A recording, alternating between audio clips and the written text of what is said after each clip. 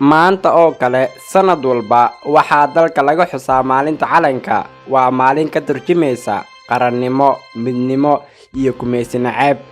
67 sano ayaa ka soo wareegatay markii la sameeyay calanka Soomaaliyeed. Calankeena waxa uu leeyahay sooyaal qiimo badan oo dal iyo dibadba lagu faani karo. Taariikhda calanka Soomaaliya kama bilaabatay xilligii ay Soomaalidu ku jirtay gumaysi diidka lixdanaadkii ka hor, ee waxaa jiray isku dayo badan oo ay sameeyeen Israel xitaa ka hor inta aan Soomaaliya loo dhiibin Talyaaniga. Habeenkii la dhisayay Israel waxaa lagu heshiiyey dastuur cusub iyo qodobo badan oo aan laga gudbi karin iyo calanka habeenkaas waxaa laga dhigay calan leh bil oo tilmaamaysa Islaamka, xidigta oo ah Soomaalinimada iyo 5 farood oo midnimo iyo wadajir ah. Laakiin markii Talyaaniga uu la wareegay maamulka Soomaaliya 1950kii, gumaystihii Ingiriiska waxa uu ku dhaqaaqay talaabooyin waali ah. Ingiriiska waxa uu qaatay waqooyiga Soomaaliya, NFD waxa uu siiyay gumaystihii Kenya, Djibouti waxa xoogay Faransiiska. Ingiriiska sidoo kale Itoobiya waxa uu siiyay Soomaali galbeed. Waxaa arrin culus noqotay in dhulkaas iyo dadka deganba la isku keeno. Israel markii ay aragtay in Soomaali weyn ay faraha ka sii baxayso, waxa ay ku fikirtay in la sameeyo calan qiimo badan oo Soomaali weyn ka turjumaya, waliba ka hor inta aan xorriyadda la gaarin 1960kii.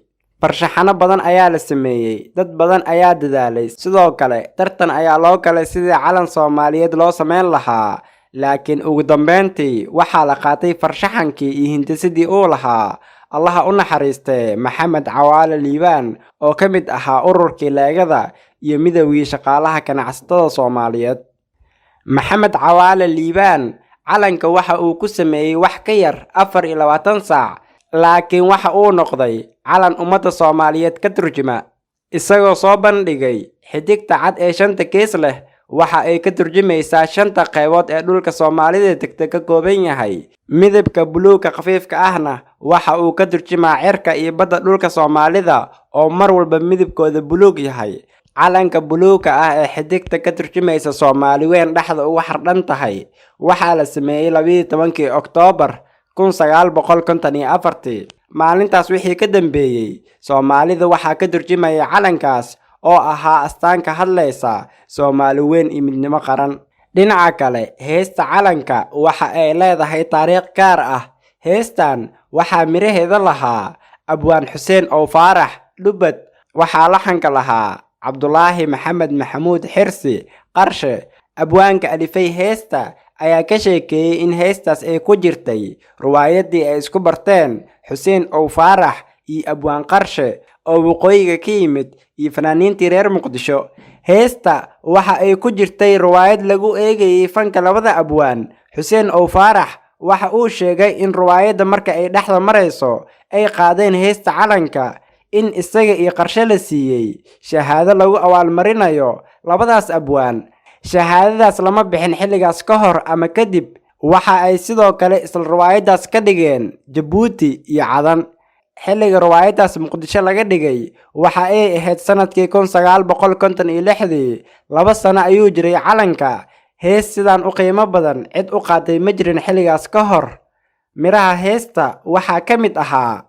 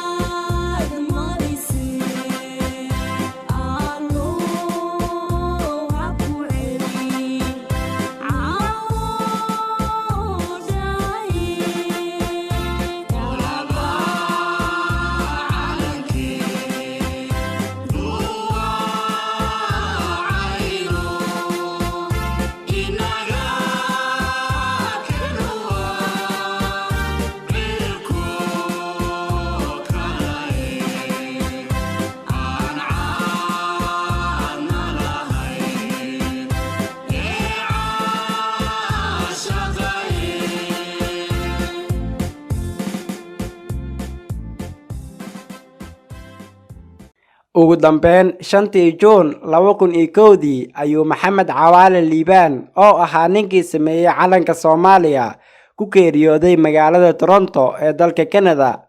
Soomaalida maanta waxaan hubaa in Soomaali badan dhiigga iyo damiirkooda u dhaqaaqay maqalka heesta, laakiin marka aan runta isku sheegno, heesta calanka maanta ma lahan dhadhankii hore. Dalka waxaa loo kala qaybiyay gobollo, qabiilo, dowlad goboleedyo.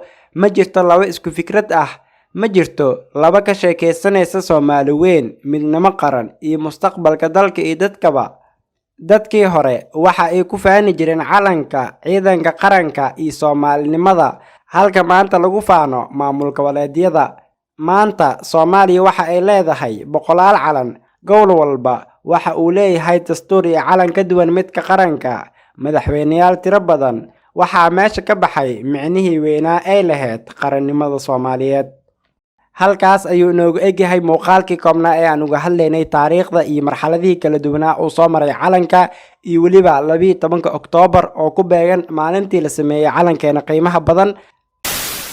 daawadaheena sharafta lahow, fadlan haddii aad channelka cusub tahay subscribe inoo saar, muuqaalka inoo laakaray, aad u mahadsan tahay. Mar kale ayaan ku leeyahay kusoo dhawow dunida dahsoon.